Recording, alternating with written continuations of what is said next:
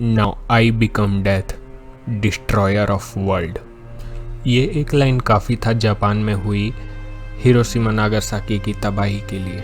But जो परमाणु हमला हुआ था वो तो ओपनहाइमर नाम के एक साइंटिस्ट ने बनाया था, तो उसका भगवद गीता के इस कोटेशन से क्या मतलब। और जो जापान इतने देर से, इतने टाइम से अमेरिका और ब्रिटेन को डोमिनेट कर रहा था वर्ल्ड वॉर 2 में, वो अचानक से इतना ढीला कैसे पड़ गया। जापान अचानक से सरेंडर क्यों कर गया। तो ये सारी चीज़ें इस सिंगल वीडियो पे मिलेगी। तो वीडियो बहुत इन्फॉर्मेटिव होने वाला है और मैं तो बोलूँगा कि आप इसे पूरा देखना, तब जा कर के आपको सारी चीज़ें समझ में आएंगी। तो सबसे पहले बात करते हैं वर्ल्ड वॉर 2 के टाइम की, यानी कि 1939 के आसपास वर्ल्ड वॉर 2 स्टार्ट हो चुका था। इस टाइम दो अलग अलग ग्रुप्स बन गए थे। एक एलाइड पावर की ग्रुप थी और एक एक्सिस पावर की ग्रुप हुआ करती थी। बेसिकली अगर आपको ज़्यादा टेक्निकल नहीं होना है तो मैं आपको बता देता हूँ। जापान एक तरफ था और दूसरी तरफ था ब्रिटेन, यूएसए और ऐसी कर करके कुछ कुछ कंट्री थी। तो मैं बाकी कंट्री का नाम इसलिए नहीं ले रहा हूँ, नहीं तो आप कंफ्यूज हो जाओगे। ऐसा समझ लो वर्ल्ड वॉर 2 के टाइम जो जापान है वो अकेला भारी पड़ रहा था ब्रिटेन और यूएसए के में। वर्ल्ड वॉर 2 के स्टार्टिंग के टाइम ही सुभाष चंद्र बोस जी भी कांग्रेस से रिज़ाइन कर देते हैं और उनका ये मानना था कि वर्ल्ड वॉर एक बेस्ट टाइम है ब्रिटिश को इस समय हराने का। तो ऐसी कंट्री जो ब्रिटिश लोग की दुश्मन है, जैसे कि जर्मनी हो गए, जापान हो गए, उनके साथ मिल करके ब्रिटिश हुकूमत के खिलाफ इन्हें बगावत करनी थी। ये तो हो गई इंडिया साइड की स्टोरी। बट अब बात करते हैं अमेरिका की। अमेरिका वर्ल्ड वॉर 2 में जस्ट हारने ही वाला था, तभी एंट्री होती है एक साइंटिस्ट ओपनहाइमर की। अमेरिका जब लड़ाई हारने वाला था और जापान तो ऑलरेडी डोमिनेट कर रहा था अमेरिका को, उसके लिए अमेरिका ने सोचा कि चलो क्यों ना कुछ साइंटिस्ट का ग्रुप को बुलाया जाता है और वो साइंटिस्ट का ग्रुप एक ऐसा बॉम्ब तैयार करेगा जिससे हम लोग जापान को चुप बैठा देंगे, उसका अस्तित्व खत्म कर देंगे। और यही वो टाइम था जिसमें ओपनहाइमर को भगवद गीता इंस्पायर करता है। ओपनहाइमर एक ऐसे साइंटिस्ट थे जो कभी भी मुसीबत पे पड़ते थे तो वो भगवद गीता उठा करके पढ़ते थे कि इस पे क्या लिखा है, अभी मैं जिस सिचुएशन पे हूँ उसका क्या सॉल्यूशन है। वो इसके टेक्स्ट को बहुत ही सीरियसली लेते थे। फिर एक टाइम जब आता है जब वो टेस्टिंग करते करते, साइंटिस्ट वाला एक्सपेरिमेंट करते करते उनसे एटम बम यानी कि परमाणु बम बनने लगता है और उन्हें पता चल जाता है हाँ भाई मेरे से अब ये बन जाएगा। अब ये खतरनाक वाला बम बन के तैयार तो हो जाता है, बट अब ये गिल्ट में थे क्योंकि इन्हें पता था कि अब अगर मैं ये बम को छोड़ूंगा तो जहाँ पर मरेंगे मासूम लोग भी मरेंगे, बहुत सारे लोग मरेंगे और हो सकता है कुछ हमारे लोग भी वहाँ पे मर जाएं। तो ये एक तरीके से डाउट में थे कि अब क्या किया जाए इस बम का। ये बम बन तो गया है और ये बहुत हानिकारक है, ये हो सकता है पूरा पृथ्वी का विनाश कर दे या बहुत बड़ा नुकसान कर दे। अब मैं करूँ तो करूँ क्या, बहुत सारे लोग मारे जाएंगे। तो ये कन्फ्यूज थे। उस समय ये उठाते हैं भगवद गीता को और भगवद गीता में एक श्लोक रहता है। सबसे पहले तो मैं आपको एक चीज़ बता दूं कि ये संस्कृत को पूरा सीखे थे, इंग्लिश में नहीं पढ़े थे, पूरा संस्कृत को सीखे थे। उसके बाद इन्होंने भगवद गीता को पढ़ना चालू किया।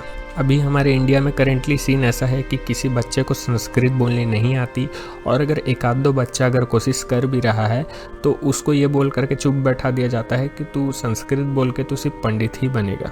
मतलब यहाँ पर सोसाइटी द्वारा दो चीज़ को छोटा दिखाया जाता है, एक तो पंडित वाले प्रोफेशन को और दूसरा संस्कृत लैंग्वेज को। अगर कोई बंदा पंडित नहीं भी है तो भी उसको संस्कृत आनी चाहिए। अब टॉपिक पे वापस आते हैं। इन्होंने भगवद गीता को अच्छे से समझने के लिए पूरा संस्कृत का अध्ययन किया। उसके बाद भगवद गीता में अलग इन्होंने अपना टाइम दिया।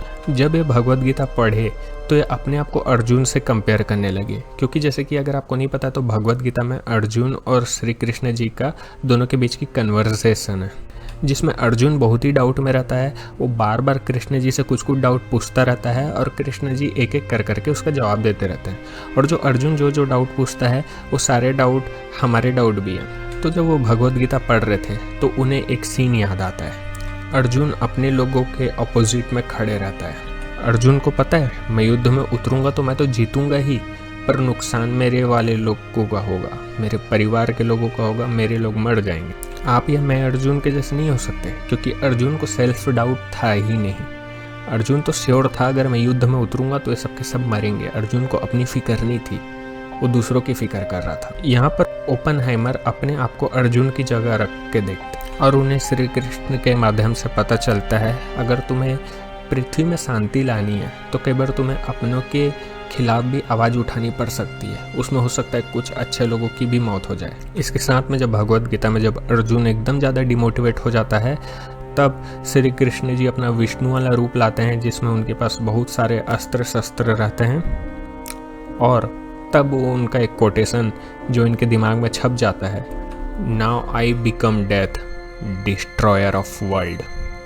ये लाइन ओपनहाइमर को जज जाती है और इस लाइन को सुनते ही वो समझ जाते कि अब उन्हें क्या करना है और ऐसा करके परमाणु बम का यूज़ किया जाता है। और हम सबको पता है जापान में हिरोशिमा नागासाकी में क्या तबाही मचती है।